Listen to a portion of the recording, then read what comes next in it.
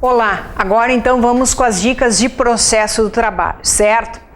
Em processo de trabalho, pessoal, nós tivemos alterações significativas este ano. Né? Uma alteração significativa foi com relação aos recursos trabalhistas, que depois eu vou pontuar quais as alterações, e que essas alterações entraram agora em vigor no mês de setembro.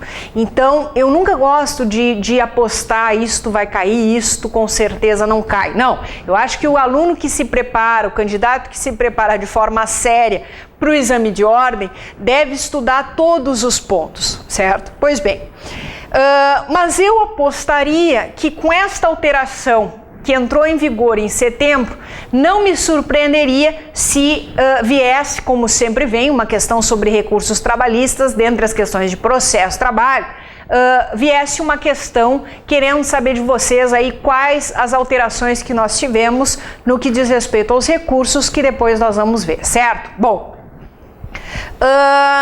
não vou tecer as considerações que eu já fiz no bloco de Direito do Trabalho, que vocês devem se organizar resolvendo provas anteriores, questões anteriores, focados na leitura dos dispositivos da consolidação e nas súmulas do TST, certo?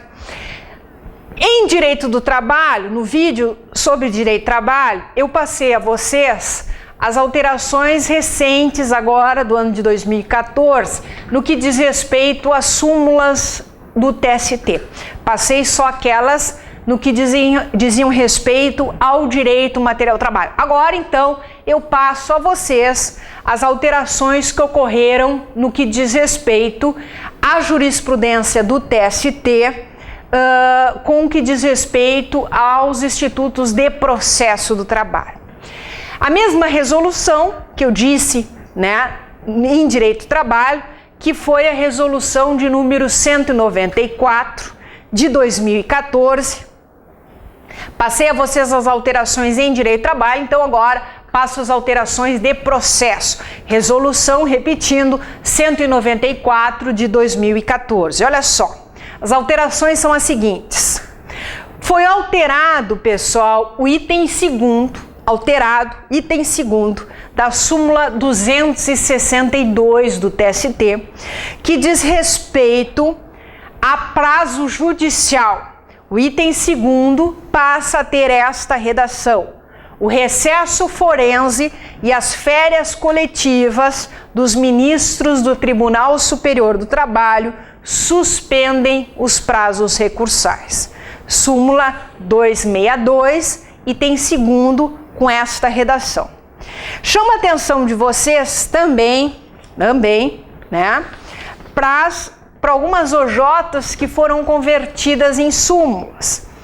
A súmula, por exemplo, de número 454, súmula 454, que estabelece acerca da competência da Justiça do Trabalho e que diz respeito a esta redação: compete à Justiça do Trabalho a execução de ofício da contribuição referente ao seguro de acidente de trabalho, SAT, que tem natureza de contribuição para a Seguridade Social, pois se destina ao financiamento de benefícios relativos à incapacidade do empregado decorrente de infortúnio no trabalho. Súmula 454, dizendo então que é da competência da Justiça do Trabalho executar de ofício esta contribuição referente ao SAT. Não me surpreenderia se vocês enfrentassem nesta primeira etapa uma questão sobre isto. Ainda no processo do trabalho, além desta súmula, nós teríamos a súmula 456, súmula 456, sob representação de pessoa jurídica, súmula 456, súmula 457, falando acerca dos honorários periciais, em que a União é responsável pelo pagamento dos honorários de perito quando a parte sucumbente no objeto da perícia for beneficiária da assistência judiciária gratuita, certo? Chamo a atenção de vocês para a súmula 458, uma súmula importante, dizendo que é possível a interposição de embargos de divergência no procedimento ou rito sumaríssimo, né? Faço questão de ler para vocês uma súmula importante, de número 458. Em causas sujeitas ao procedimento sumaríssimo, em que pese a limitação imposta no artigo 896, parágrafo 6º da CLT, a interposição de recurso de revista, admitem-se os embargos interpostos na vigência da lei tal, sobre os embargos, que conferiam nova redação ao artigo 894 da CLT, quando demonstrada a divergência jurisprudencial entre turmas do TST, fundada em interpretações diversas acerca da aplicação de mesmo dispositivo constitucional ou de matéria sumulada. Então, é possível a interposição de embargos de divergência em uma lide trabalhista que tenha tramitado pelo sumaríssimo. Ainda chamo a atenção de vocês da conversão, para finalizar essas alterações, da conversão em OJs, orientações jurisprudenciais transitórias, das OJs da SDI 1, né? Então nós tivemos duas novas OJs e olha que importante elas são, porque são OJs que dispõem acerca dos embargos para o TST, né? É a OJ transitória número 78 e a OJ transitória número 79. Duas OJs importantes, 78 e 79, OJs transitórias, certo? Pois bem, feitas essas considerações, nós tivemos também alterações em recursos trabalhistas, que depois eu vou mencionar a vocês. Mas antes eu quero relembrar alguns pontos da matéria com vocês, né? Pessoal, se lá nos pontos de direito do trabalho eu dizia que era tão importante para que vocês soubessem de cor o artigo 7º da Constituição, né? O parágrafo único do artigo 7º, também teríamos o artigo 8º da Constituição, que fala sobre a questão do direito coletivo na Constituição. Eu chamaria atenção para alguns artigos super importantes da Constituição Federal que dizem respeito ao processo do trabalho, certo? Sobre organização da Justiça do Trabalho, vocês bem sabem, nós temos ali as varas do trabalho, nós temos os tribunais regionais do trabalho e nós temos o TST. Eu diria para vocês darem uma olhada nesses artigos que eu vou pontuar da Constituição, porque são artigos que falam acerca desses órgãos do Poder Judiciário Trabalhista aqui no nosso país. Artigo 111 da Constituição Federal dispõe desses órgãos que eu acabei de mencionar. O artigo 111-A da Constituição Federal dispõe acerca do Tribunal Superior do Trabalho. O artigo 115, por sua vez, ainda da Constituição Federal, dispõe acerca da composição ali dos TRTs, né? E por fim, nós teríamos o artigo 116 da Constituição Federal, que diz que nas varas do trabalho a jurisdição será exercida por um juiz singular. Então, eu destacaria esses artigos da Constituição, repetindo, 111, 111-A, 115 e 116. Pois bem, ainda na Constituição Federal, agora um outro ponto, eu chamaria a atenção de vocês e que tem se mostrado em questão nesta primeira etapa, o artigo 114 da Constituição. Se aqueles artigos que eu me referia são artigos que dispõem sobre a organização da Justiça do Trabalho, varas do trabalho, TRTs e TST, o artigo 114, por sua vez, dispõe de um outro ponto em processo do trabalho, super importante, que dispõe, que trata acerca da competência da Justiça do Trabalho. E por que o artigo 114 ele é tão importante para a prova? Porque, na verdade, pessoal, nós tínhamos dito no 114 que competia a Justiça do Trabalho dirimir conflitos, dirimir controvérsias que envolvessem empregados e empregadores, a nossa relação de emprego.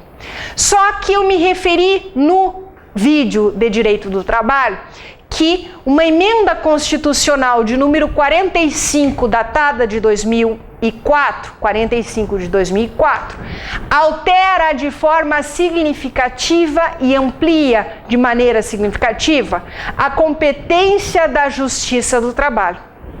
E este artigo 114, ele foi alterado e se colocou ali, vocês podem, quando estiverem estudando ou já estudaram ele, verificar que as lides que envolvam relações de trabalho passam a ser da competência da Justiça do Trabalho. Então nós temos que, além da relação de emprego, qualquer conflito decorrente não só de relação de emprego, mas bem como das relações de trabalho, passam a ser da competência da Justiça do Trabalho. Então, a Justiça do Trabalho é competente para dirimir conflitos que decorram não só de relações de emprego, mas também de relações de trabalho. Pois bem, ainda no 114, eu destacaria ali a questão do inciso 1º, que na verdade tentou se colocar para a Justiça do Trabalho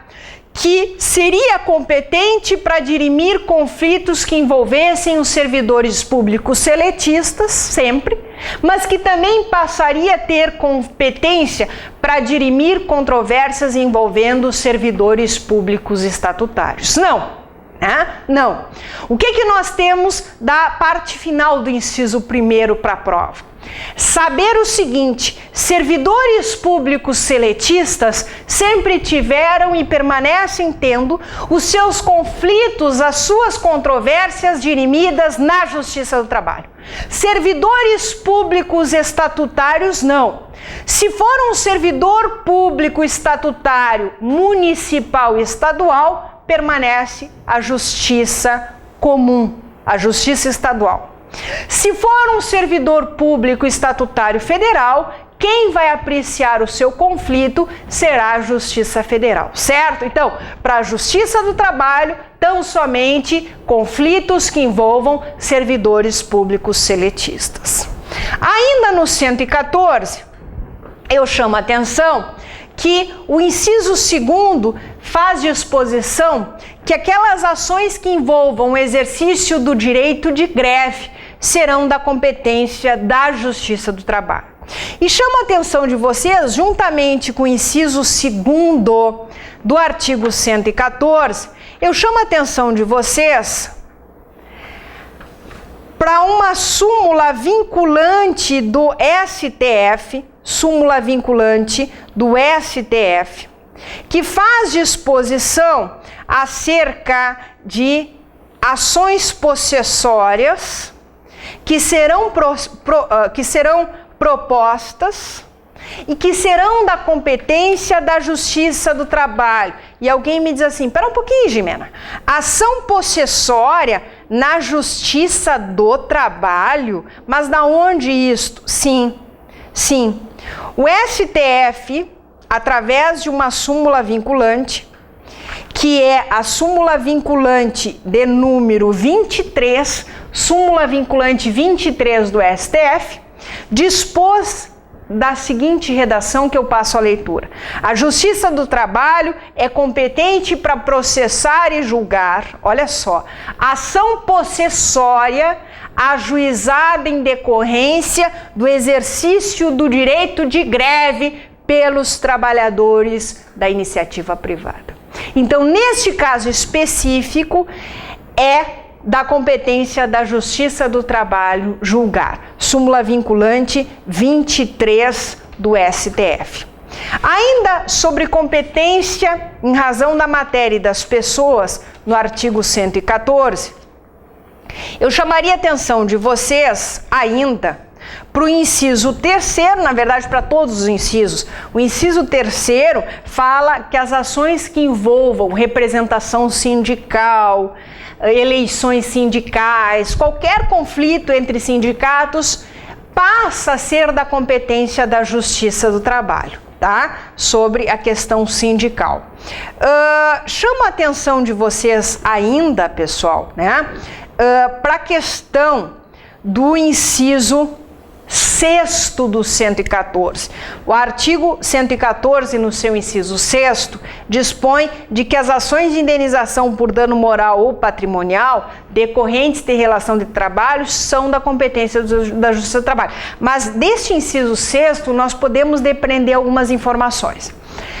Uma ação em que se postula uma indenização por danos morais ou extrapatrimoniais e danos patrimoniais serão da apreciação da Justiça do Trabalho se decorrentes de relação de trabalho, se decorrentes de relação de trabalho, relação de emprego e relação de trabalho. E eu chamo a atenção para a súmula vinculante número 22 do STF, porque a súmula vinculante número 22 do STF tem a seguinte redação que eu faço a leitura. A Justiça do Trabalho é competente para processar e julgar, olha só, as ações de indenização por danos morais e patrimoniais decorrentes de acidente de trabalho, propostas por empregado contra empregador, inclusive aquelas que ainda não possuíam sentença de mérito em primeiro grau, quando da promulgação da emenda 45. O que eu quero dizer? Que quando o empregado sofre um acidente de trabalho e ele fica vivo, ele não vem a falecer, ele ingressa com uma ação em que ele postula indenização por dano moral e ou patrimonial.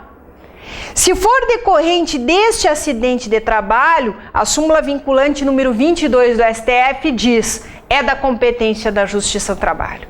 E aí vem uma outra pergunta na prova de vocês, que por causa deste acidente de trabalho, o empregado vem a óbito, ele vem a falecer. Quem é que será competente? E aí eu chamo a atenção que nós tínhamos o entendimento do STJ, consubstanciado na súmula 366 do STJ, que fazia a seguinte disposição. Deixa eu só encontrar aqui para fazer a leitura para vocês, tá? Súmula 366 do STJ, que dizia assim: compete à Justiça Estadual processar e julgar ação indenizatória proposta por viúva e filhos de empregado falecido em acidente de trabalho. Cuidado, esta súmula 366 do STJ, ela foi cancelada em 2009. Como foi cancelada em 2009 esta súmula 366, se entendeu, o STF entendeu que passaria então ser da competência da Justiça do Trabalho. Então, quais são as informações que vocês devem ir para a prova? Ação em que se busca indenização por dano moral ou dano patrimonial será da competência da Justiça do Trabalho se decorrente de relação de emprego, relação de trabalho e acidente de trabalho. Se o empregado ficou vivo, ele postula na Justiça do Trabalho, súmula vinculante que eu mencionei a vocês do STF. Agora, se na questão diz que ele morre em virtude do acidente de trabalho e a viúva ou seus herdeiros ingressa com uma ação postulando uma indenização em virtude do acidente de trabalho, pelo cancelamento da súmula 366 do STJ, o STF passou a entender que neste caso seria então da competência da Justiça do Trabalho, certo? Pois bem, no 114, artigo tão importante, eu chamaria a atenção de vocês para o inciso 7º, onde nós encontramos que as ações relativas às penalidades administrativas que são impostas aos empregadores pelos órgãos de fiscalização das relações de trabalho serão da competência da Justiça do Trabalho. Exemplo para ilustrar isto: quando se denuncia uma empresa de que a empresa não está cumprindo com obrigações trabalhistas, quem é que tem competência para fiscalizar as relações de trabalho, se não o auditor fiscal do trabalho? Ele se dirige a esta empresa, faz a fiscalização, observa, no meu exemplo hipotético, de que o empregador está descumprindo obrigações trabalhistas e ele então aplica uma penalidade administrativa a este empregador. Qualquer conflito que se estabeleça entre este auditor fiscal do trabalho e a figura do empregador, quem vai dirimir será a Justiça do Trabalho, tá? E eu vou mais além. Se tiver uma situação desta punição ser o fechamento da empresa por um prazo temporal para que possa se regularizar o cumprimento das obrigações trabalhistas, caberia a este empregador, se entender que teve ferido o seu direito líquido e certo, qual seria de ter a sua empresa funcionando livremente, caberia a este empregador a impetração do mandado de segurança. Nesta situação específica, lembrando a vocês para a prova, é o único caso em que o mandado de segurança na Justiça do Trabalho será impetrado na vara do trabalho. Te lembra que todo e qualquer mandado de segurança ele é impetrado sempre no TRT ou no TST, porque quem é que figura como autoridade coatora? Ou o juiz do trabalho, ou o desembargador do TRT, ou o ministro do TST. O mandado de segurança é uma ação de competência originária dos tribunais. No entanto, essa é a única hipótese em que o mandado de segurança será impetrado na vara do trabalho perante o juiz do trabalho, quando figurar como autoridade coatora o auditor fiscal do trabalho, certo? Pois bem, chama atenção para o parágrafo 1º, parágrafo 2º e parágrafo 3º do 114, porque fazem disposição acerca das formas de se solucionar conflitos coletivos no nosso país, certo? Então, chamaria atenção para esses parágrafos. Pois bem, então, relembramos: organização da Justiça do Trabalho, quais são os órgãos que compõem o Poder Judiciário no nosso país, trabalhista. Chamei a atenção para algumas matérias de pessoas que terão seus conflitos apreciados, dirimidos, decididos na Justiça do Trabalho. E agora eu atentaria então para os chamados ritos ou procedimentos. Rito ou procedimento ordinário, que aí eu diria para vocês fazerem uma última leitura do artigo 840 ao artigo 850. Me parece que do artigo 840, onde tu encontras a propositura da reclamação trabalhista de forma verbal por escrito, lembra-te disso? Quais são os requisitos da inicial se por escrito? Parágrafo 1º do artigo 840 da CLT. Pois bem, se tu fizer a leitura a partir do 840 até o artigo 850, me parece que tu consegue visualizar todo o procedimento ordinário, não é isso? Te lembra? A propositura da ação, depois é expedida dentro de 48 horas a notificação, artigo 841 da CLT. Chama atenção para a presença do jus postulandi ou ius postulandi na Justiça do Trabalho. O nosso artigo 843 da CLT nos fala isto, né? Que devem estar presentes na audiência empregado e empregador, independentemente do comparecimento dos seus representantes legais. Isto está dito lá no artigo 843. Te lembra? Só que eu chamo a atenção porque, na verdade, este comparecimento pessoal do empregado e do empregador, que é o chamado jus postulandi ou ius postulandi, na verdade ele tem uma limitação. E esta limitação, de forma relativamente recente, foi colocada pelo próprio Tribunal Superior do Trabalho na súmula de número 425.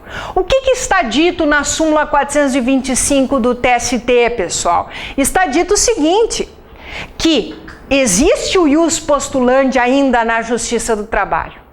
Empregado e empregador nas audiências, acompanhando o processo, independentemente do comparecimento de advogados. No entanto, o TST, na súmula 425, que já foi objeto de questão de primeira etapa, estabelece qual é o alcance, qual é o limite, e lá se estabeleceu. Se for uma ação cautelar, se for uma ação rescisória, um mandado de segurança, te lembra que ação rescisória e mandado de segurança são aquelas chamadas ações de competência originária dos tribunais.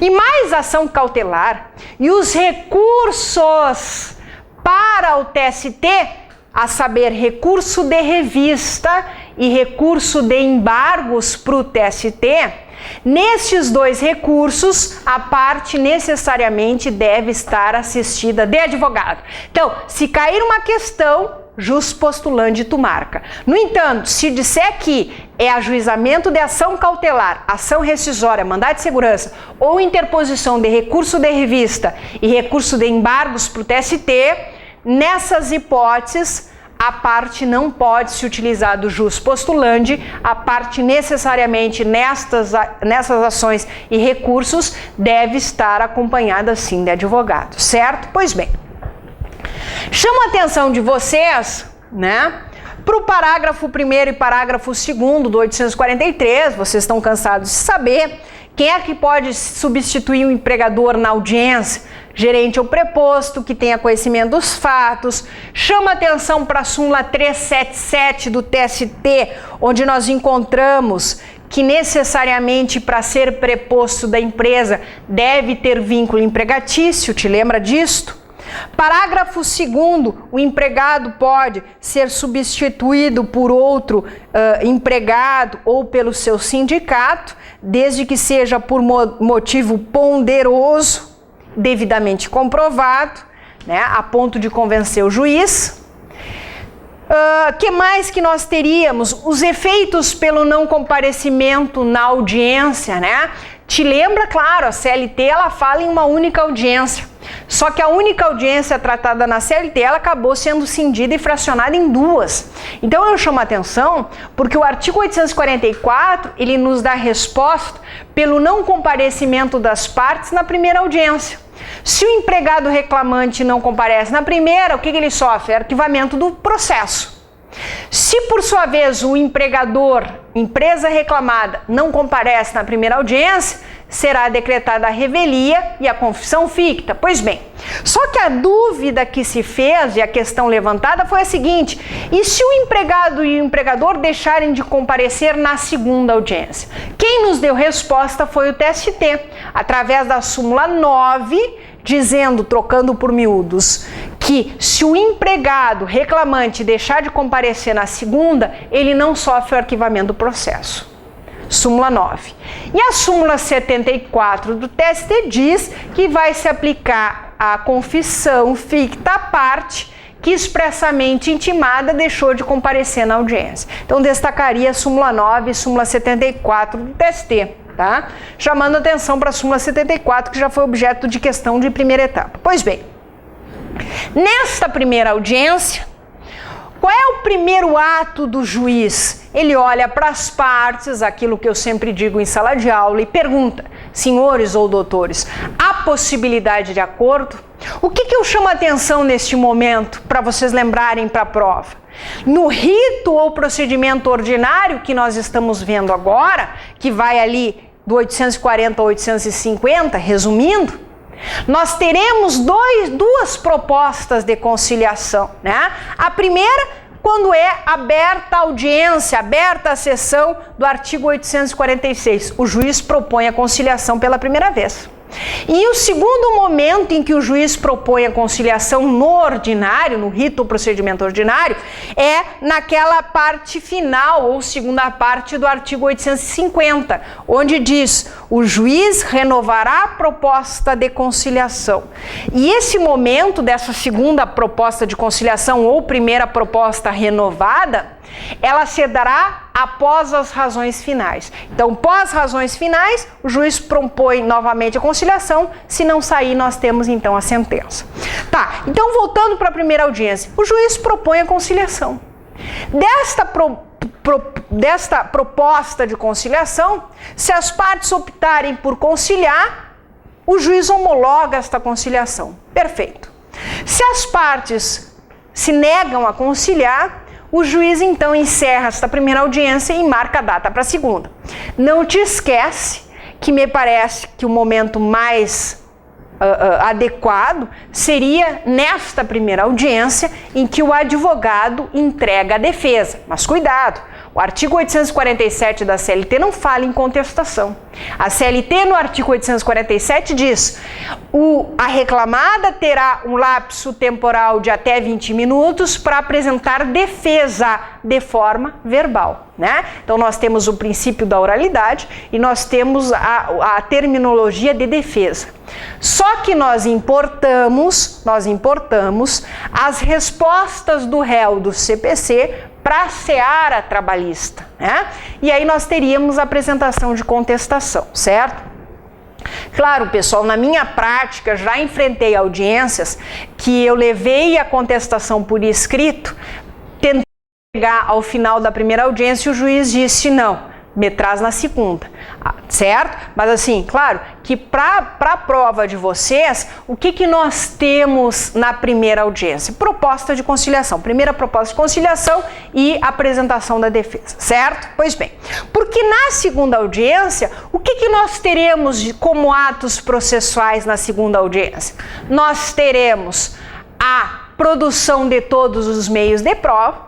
Chamo a atenção de vocês para darem uma última olhada do artigo 818 ao artigo 830 da CLT.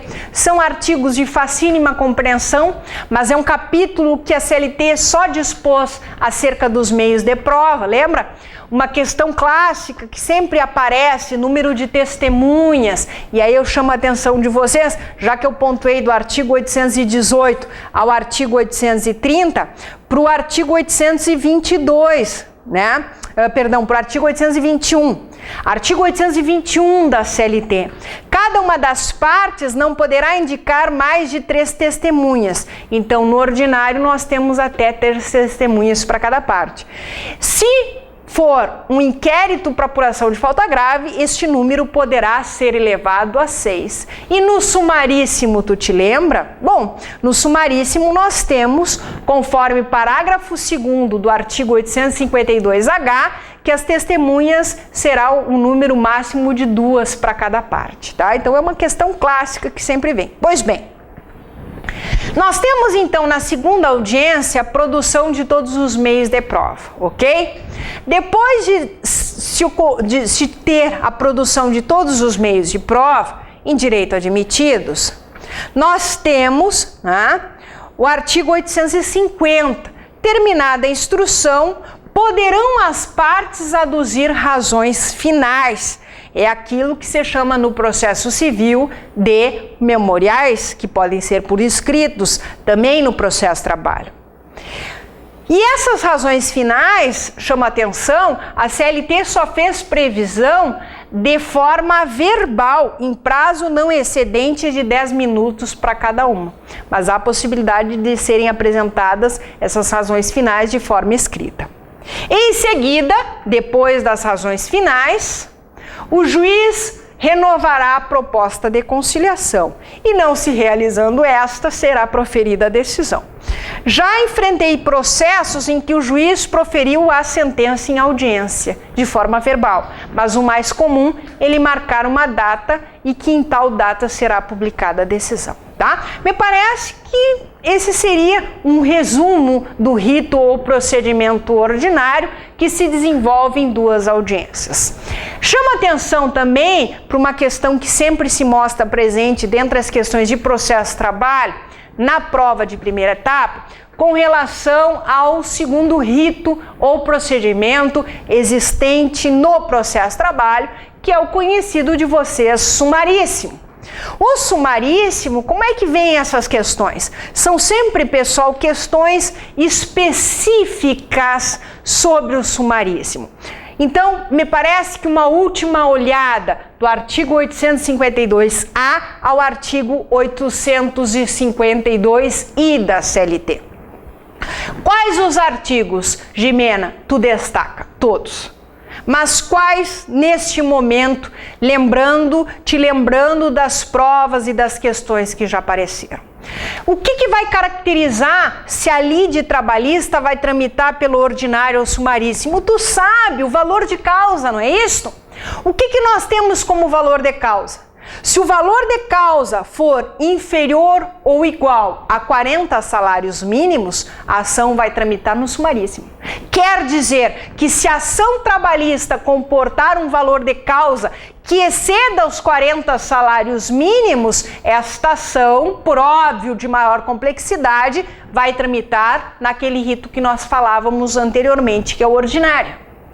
Tá, onde é que está isso? Está no caput do artigo 852-A, valor de causa igual ou inferior a 40 salários mínimos. Pois bem, chama a atenção de vocês que mesmo que o valor seja igual ou inferior aos 40 salários mínimos, se for uma ação trabalhista em face dos entes da administração pública direta, União, Estados, Distrito Federal e municípios, e da indireta, tão somente autarquias e fundações, o parágrafo único do artigo 852-A da CLT dispõe, e que eu passo a leitura: estão excluídas do procedimento sumaríssimo as demandas em que é parte a administração pública direta, autárquica e fundacional. Ou seja, se tu te depara com uma questão como já caiu e verifica o valor de causa e o valor de causa é inferior aos 40 salários mínimos, tu imagina, opa, essa lide trabalhista vai tramitar no sumaríssimo. E muitos marcaram isto, mas não se atentaram que era uma ação trabalhista em face de um município. Então, mesmo que o valor te indique que seja o sumaríssimo, tu cuida em face de quem está sendo proposta esta reclamação trabalhista. Porque se for em face de autarquias, fundações ou todos os entes da administração pública direta, elas estão excluídas. Então, mesmo com o valor menor, elas tramitarão no ordinário, certo? Ainda sob rito ou procedimento sumaríssimo, eu chamo a atenção para o artigo 852-B, né? O pedido deve ser certo e determinado, indicando o valor correspondente. Não se faz citação por edital no sumaríssimo, né? Nós temos que, se não for atendido pelo reclamante o pedido certo, determinado, indicando o valor correto na inicial e também não indicando o nome e o endereço correto do reclamado, quais são os efeitos? Parágrafo 1º do artigo 852-B. O que vai ocorrer? Vai importar em arquivamento da ação e o reclamante vai ser condenado a pagar as custas processuais. Pois bem, chama a atenção de vocês, né, para o artigo 852-E, todos são importantes, vocês façam a leitura de todos, só estou destacando alguns, porque o artigo 852-E não estabelece número de propostas de conciliação, como no ordinário. E ele ainda diz que a proposta de conciliação será feita em qualquer fase da audiência, artigo 852-E da CLT. Pois bem, artigo 852-H, nós temos 7 parágrafos, na verdade são 6, porque o parágrafo 5º foi vetado. Nós encontramos as provas a serem produzidas no procedimento ou rito sumaríssimo, artigo 852-H. Chama a atenção daquilo que eu havia falado, das testemunhas com máximo de 2 para cada parte, parágrafo 2º do artigo 852-H. E uma coisa clássica que nós temos no sumaríssimo é com relação a esta sentença que será proferida pelo juiz do trabalho em uma lide que tenha tramitado pelo procedimento sumaríssimo, artigo 852-I da CLT. A sentença mencionará os elementos de convicção do juízo. Só que tem um detalhe. A sentença de uma lide que tenha tramitado pelo sumaríssimo, ela conterá, melhor dizendo, o resumo dos fatos relevantes ocorridos em audiência. E o legislador coloca, vírgula, dispensado o relatório. Porque a sentença trabalhista ela é composta de 3 partes, que nós teríamos o relatório, fundamentação e dispositivo. Para o legislador, no sumaríssimo, a sentença, não se tem o relatório. O que vai se ter é um resumo dos fatos relevantes ocorridos em audiência, certo? Pois bem. Ainda sobre processo do trabalho, então vimos os órgãos que compõem a Justiça do Trabalho, organização, competência da Justiça do Trabalho, as 2 espécies de ritos ou procedimentos, o ordinário e o sumaríssimo, com suas respectivas características e peculiaridades. E aí me parece que teríamos os 2 últimos pontos importantes. Por que 2 últimos pontos? Porque, na verdade, nesses anos todos de prova, e agora estas provas pela banca da FGV, 2 pontos de processo de trabalho sempre se mostram presentes, que é com relação à execução trabalhista e recursos. Pessoal, sobre execução trabalhista, vocês devem fazer a leitura, sim, do artigo 876, ao artigo 892 da CLT. E eu chamo a atenção de vocês para alguns dispositivos, né, de olho sempre naquilo que foram objeto de questões. Então, por exemplo, no primeiro artigo que abre o capítulo sobre execução, nós encontramos no caput do artigo 876 os chamados títulos executivos judiciais e os títulos executivos extrajudiciais na execução trabalhista. Quais seriam os títulos executivos judiciais? A sentença trabalhista, transitada e julgado.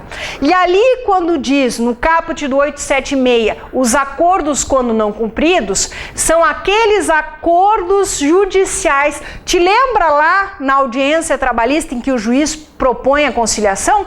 Se é feita a conciliação, o juiz homologa aquela conciliação. E aquele acordo homologado se transformará em um título executivo judicial. Pois bem, só que te atento o seguinte, existem 2 títulos executivos extrajudiciais agora e que são específicos do processo do trabalho, da execução trabalhista, a saber, e que vocês encontram na partezinha final do caput do artigo 876. Nós teríamos os termos de ajuste de conduta firmados perante o Ministério Público do Trabalho e teríamos também os termos de conciliação firmados perante as CCPs, que são as comissões de conciliação prévia. Pois bem, chama atenção para o artigo 877, onde diz quem é competente, qual é o juízo competente para executar, o juiz do trabalho, né? E se for para execução de título executivo extrajudicial, Gimena, o artigo 877-A da CLT nos dá resposta. É competente para execução de título executivo extrajudicial o juiz, leia-se o juiz do trabalho, que teria competência para o processo de conhecimento relativo à matéria. Pessoal, quem é que promove a execução? E aí tu pensa, tão somente aqui eu estou trazendo questões do passado. Quem promove a execução trabalhista tão somente é o credor, né? Não, te engana. Olha o que diz o artigo 878 da CLT. Quem é que pode promover a execução trabalhista? Artigo 878 da CLT.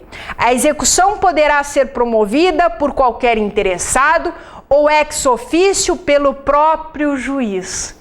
Olha então quem é que pode promover. Sim, o devedor pode promover a execução, sim. Se ele tem uma ideia de se livrar logo da execução, de pagar o que deve, ele pode promover, certo? Pois bem, chamo a atenção de vocês para a chamada liquidação de sentença, que é uma fasezinha que antecede a execução propriamente dita, que vocês encontram no artigo 879 e questão clássica, quais são as espécies de liquidação de sentença?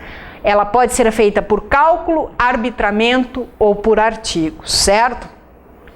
O parágrafo 2º do 879 da CLT eu destacaria, Destacaria, porque vira e mexe objeto de questão, as espécies de citação do executado que nós encontramos no artigo 880, que a citação será feita por oficial de justiça, parágrafo 2º do 880, e também para o parágrafo 3º do 880, onde nós temos que se o executado for procurado por 2 vezes no espaço de 48 horas não for encontrado, então passa-se a ser feita a citação por edital, que será publicado no Jornal Oficial ou, na falta deste, afixado na sede da vara ou juízo durante 5 dias. Vocês só cuidem os prazinhos temporais do parágrafo 3º para a citação por edital, certo?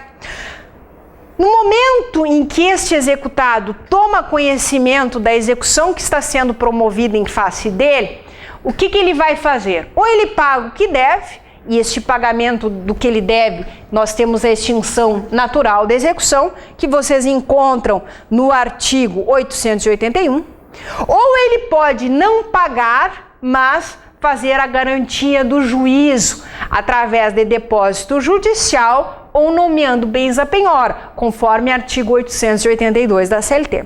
Se o executado não pagar e não garantir a execução por depósito judicial ou nomeando bens à penhora, ele sofre a chamada penhora forçada, que vocês podem ver aí no artigo 883 da CLT. Neste momento, artigo 884, garantida a execução ou penhorados os bens, o executado, então, tem 5 dias para apresentar embargos, que são os chamados embargos à execução, certo? Pois bem. Chama a atenção de vocês, pessoal, que nós temos o artigo 887 da CLT que fala em avaliação dos bens penhorados. Não, a avaliação dos bens penhorados, ela ocorre no momento da penhora. Quer dizer que o oficial de justiça, ele cumula a função de ser oficial de justiça e avaliador. E aí, indo para a parte final de execução, nós temos que dentro do artigo 888 vai se seguir a arrematação.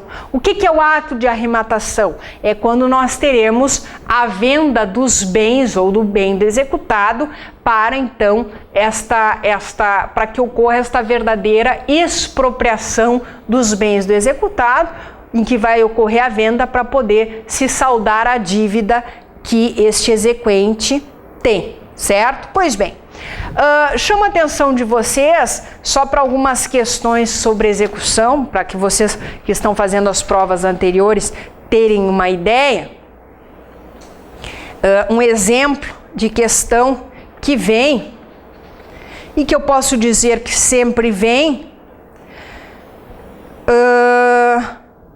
sobre execução, seria para ilustrar com relação a, claro, uma prova já um pouquinho mais antiga, ao 10º exame, questão 76, em que a questão dizia que o credor, depois que ele não localizou bens da pessoa jurídica ex-empregadora, a requerimento dele, o juiz então desconsiderou a personalidade jurídica e incluiu um dos sócios e o citou para pagamento.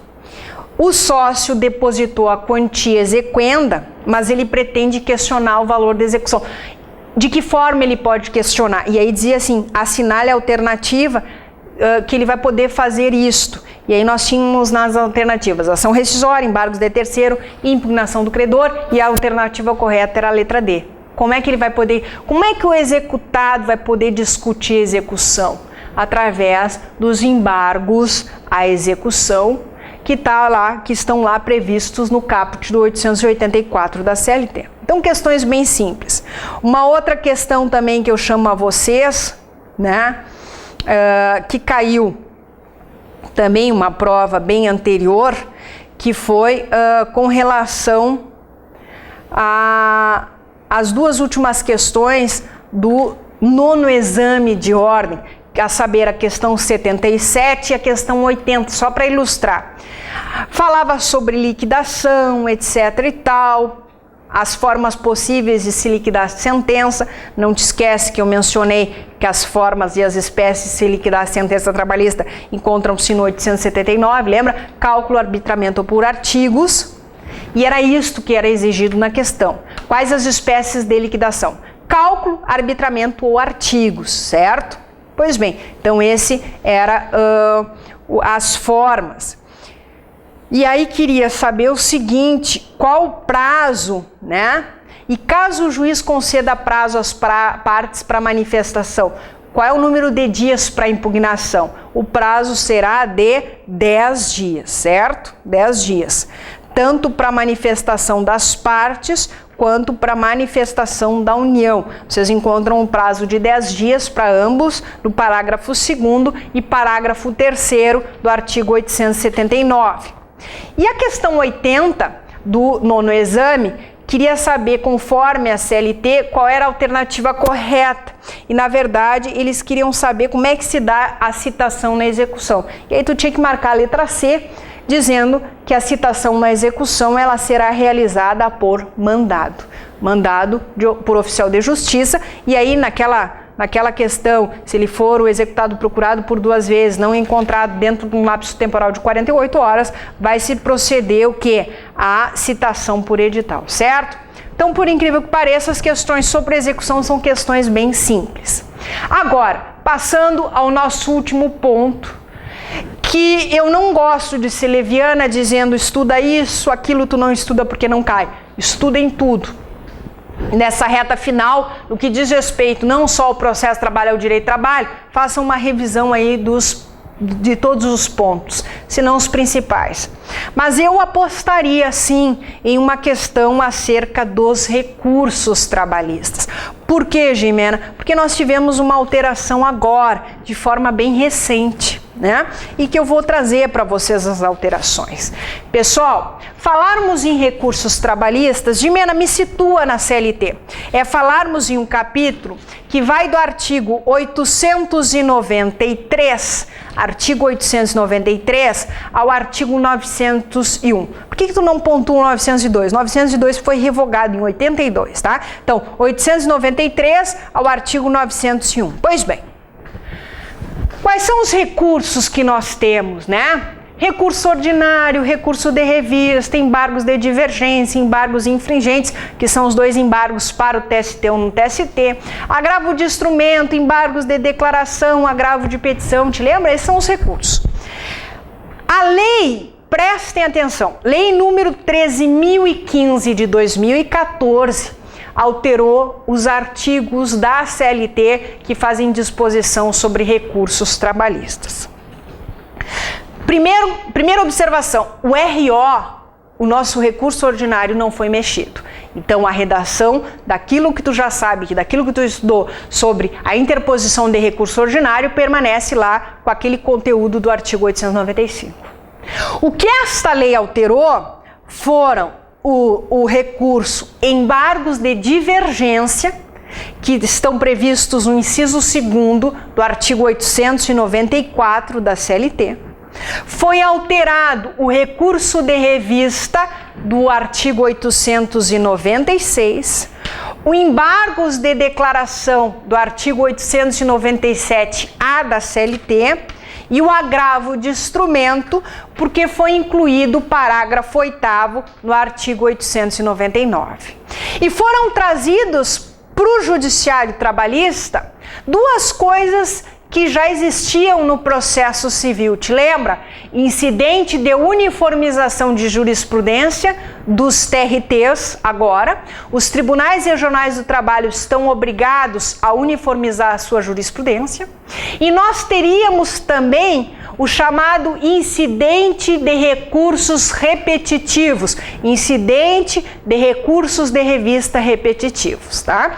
Então, quer dizer, de forma pontual, o artigo 894, anotem aí, o artigo 894, ele foi alterado no inciso 2º E aí dispõe quais são as hipóteses para interposição de recurso em embargos de divergência. Lembra? Quando tem turmas do TST ou turma e sessão de dissídios individuais decidindo de forma divergente dentro do próprio TST, qual é o recurso possível? Embargos de divergência. Os embargos de divergência, eles visam uniformizar a jurisprudência que está divergente dentro do próprio TST.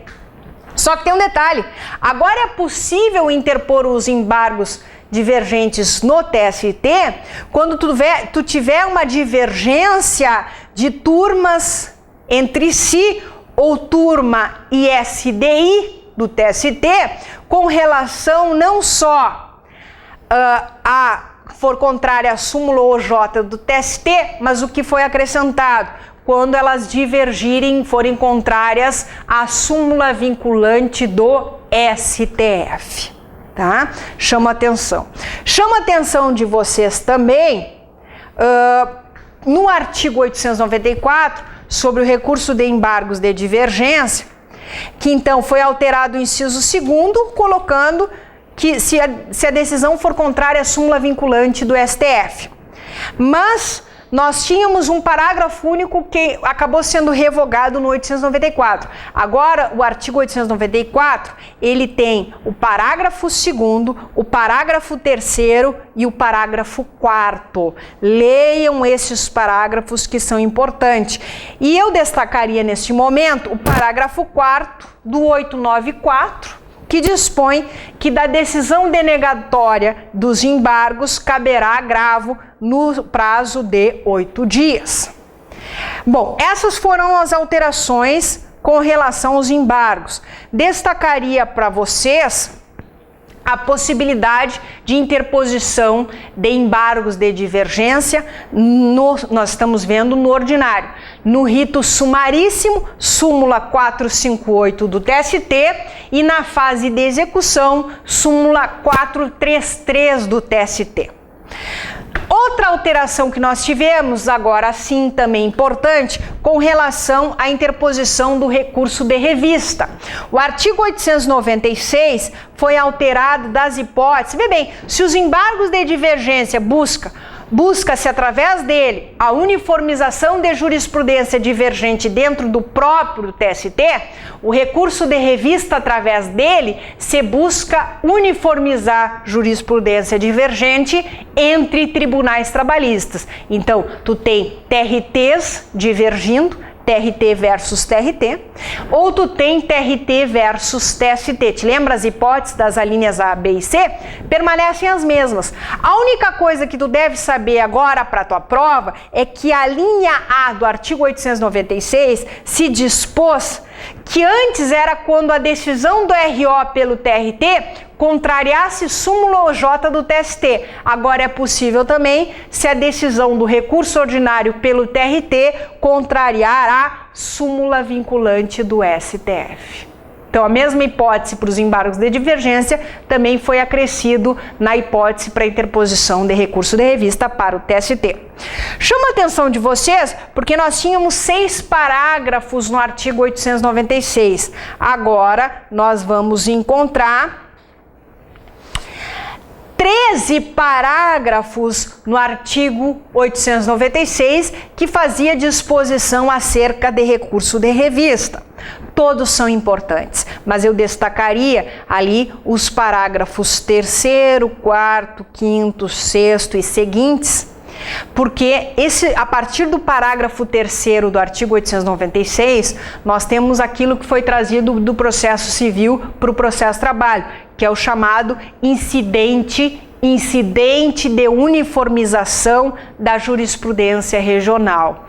Incidente de uniformização da jurisprudência regional, certo? Os TRTs, então, é obrigatório que o TRT uniformize a sua jurisprudência se está divergente, certo? Chamo a atenção de vocês para o parágrafo 12 do artigo 896 que foi acrescentado, que se dispôs que da decisão denegatória caberá agravo no prazo de 8 dias. Pois bem, Então, alteração no que diz respeito aos embargos de divergência para o TST. Alteração no que diz respeito ao recurso de revista. Temos também alteração no que diz respeito aos embargos de declaração. Importante. Antes, o artigo que fazia disposição sobre os embargos de declaração era o artigo 897-A. E ele era composto de apenas um parágrafo único. Agora, o artigo 897-A, o caput permanece sem alteração, mas eles simplesmente criaram 3 parágrafos. Parágrafo 1º, parágrafo 2º e parágrafo 3º. Destacaria para os embargos de declaração o parágrafo 3º que foi acrescentado, então, no artigo 897-A da CLT. Os embargos de declaração, palavras minhas agora, quando interpostos pela lei, interrompem embargos de declaração, interrompem o prazo para interposição de outros recursos por qualquer das partes, salvo quando intempestivos, irregular a representação da parte ou ausente a sua assinatura. Outro recurso que sofreu alteração foi o agravo de instrumento, e que nós sabemos que a única função ou finalidade do recurso agravo de instrumento é para destrancar recurso, não é isso? Lá no artigo 897, a linha B da CLT diz: cabe agravo, no prazo de 8 dias, de instrumento, dos despachos que denegarem seguimento ao recurso. Foi acrescentado o parágrafo 8º ao artigo 899, que fala sobre depósito recursal. E aí nós temos, pessoal, te lembra que em 2010 foi acrescentado o parágrafo 7º no 899 e que dizia e que dispõe que quando do ato da interposição do agravo de instrumento, quem está interpondo o agravo de instrumento deve efetuar o depósito à razão de 50% do valor do depósito do recurso que quer destrancar, né? Claro que esse depósito recursal tão somente pela empresa reclamada, só quem faz recursal é a empresa reclamada. O parágrafo 8º, ele dispõe o seguinte: quando o agravo de instrumento, olha só, tem a finalidade de destrancar recurso, sim, é a única finalidade. Tem a finalidade de destrancar recurso de revista que se insurge contra a decisão que contraria a jurisprudência uniforme do TST, consubstanciada nas suas súmulas ou em OJ, não haverá obrigatoriedade de se efetuar o depósito aquele previsto no parágrafo 7º.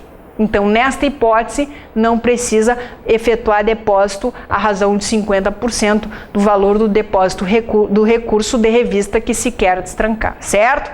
Só que nessa hipótese, quando contrariar súmula OJ do TST, certo? Pois bem, ainda de alteração, eu chamo a atenção que foram acrescentados na CLT, no capítulo de recursos, o artigo 896-B, e o artigo 896-C. O artigo 896-B só diz que vai se aplicar o recurso de revista no que couber ao CPC no que diz respeito ao julgamento dos recursos extraordinário e especial repetitivos. É aquilo que eu disse, se traz para a seara trabalhista o incidente de recursos repetitivos, de julgamento de recursos repetitivos para a seara trabalhista.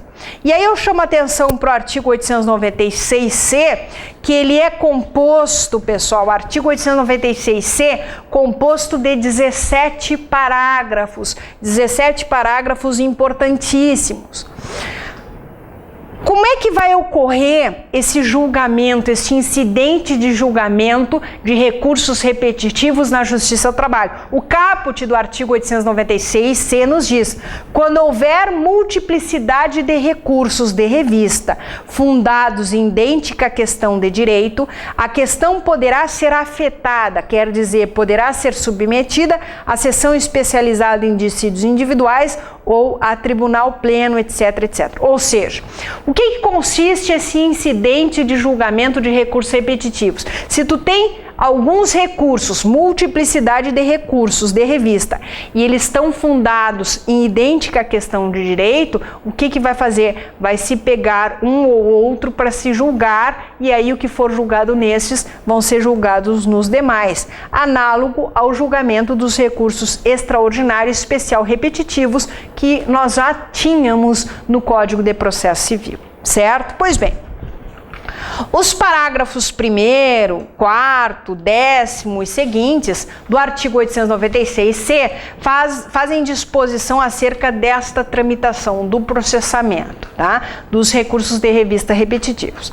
E o parágrafo 14, pessoal, fala aí da possibilidade do TST, então, julgar recursos de revista que contrariem a Constituição Federal. Diz assim, parágrafo 14º.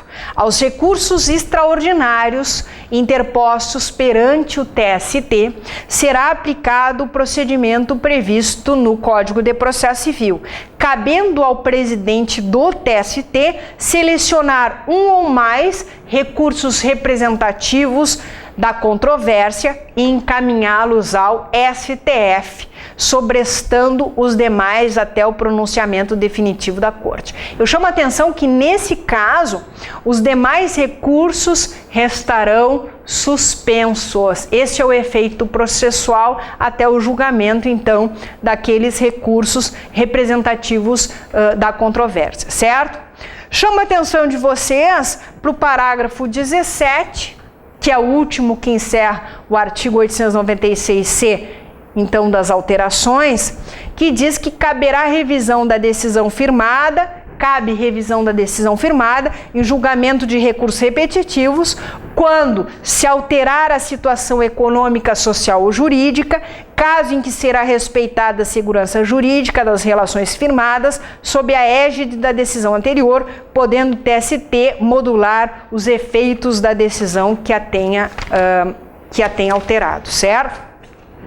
Chamo a atenção de vocês dessas alterações que eu pontuei em recursos trabalhistas que foram conferidos de novo pela Lei 13.015 de 2014 e que logo em seguida foi publicado no dia 24 de setembro de 2014 um ato do TST de número 491, ato do TST de número 491 do TST, e que o então ministro presidente do TST, ministro Antônio José de Barros Levenhagen, acaba então resolvendo e dando, entre aspas, maiores explicações acerca desta nova lei, né? Como é que vai ocorrer a tramitação. O exemplo que eu dou a vocês para mostrar seria o artigo 14 do ato do TST número 491, onde se estabeleceu que os recursos afetados, ou seja, aqueles submetidos, deverão ser julgados no prazo de 1 ano e terão preferência sobre os demais feitos. Porque, na verdade, pessoal, o que acontece? A lei não estabeleceu prazo acerca do julgamento do incidente dos recursos repetitivos e do incidente de uniformização. Então, vem esse ato do TST para dar maiores esclarecimentos, certo? Pois bem, feitas essas considerações, diria a vocês, então, que, como eu havia dito no vídeo de Direito do Trabalho, que eu tenho certeza da aprovação de vocês, da vitória de vocês nesta primeira fase, para que possam prosseguir os estudos de vocês para a segunda etapa e logo então ali receber a tão merecida carteira da ordem da OAB aí para vocês. De novo, agora nesses últimos dias, na chamada etapa reta final, Façam ali a revisão de alguns pontos que vocês já sabem, que vocês já estudaram. Também em processo de trabalho e direito de trabalho também era importante que vocês tivessem estudado fazendo as últimas provas. Quem não conseguiu se organizar dessa forma ainda dá tempo de pegar no mínimo a última e penúltima prova e fazer ali as questões de direito de trabalho e processo de trabalho para mais ou menos ver o que foi objeto das questões. E não esqueçam jamais, no dia da prova, sintam-se, pelo menos tentem se sentir mais tranquilos, mais calmos, mais serenos e o mais importante, confiantes da aprovação de vocês nesta prova, que é uma prova difícil, certo? Então lá na hora que forem abrir o caderno de questões, respirem fundo, pensem de forma positiva que vocês estudaram bastante ou estudaram conforme a limitação e a realidade de cada um e que vão conseguir fazer a prova com tranquilidade, com calma, com serenidade, vão conseguir ali a média que necessitam de acertos para poder então se preparar para a segunda etapa, certo? Contem comigo sempre, não só nessa primeira etapa, com dúvidas, com discussões, etc e tal, com os meus contatos que eu coloquei ali para vocês, o meu e-mail, givaisaimer@hotmail.com, e no Facebook vocês me encontram com o meu nome, Jimena Samuel. Eu me coloco à disposição de vocês no que diz respeito a direito do trabalho, processo do trabalho, certo? Para poder ajudar vocês nesta primeira etapa. E aí, quem optar por trabalho na segunda etapa, eu também me coloco à disposição de vocês, certo? Uma ótima sorte para vocês rumo à aprovação.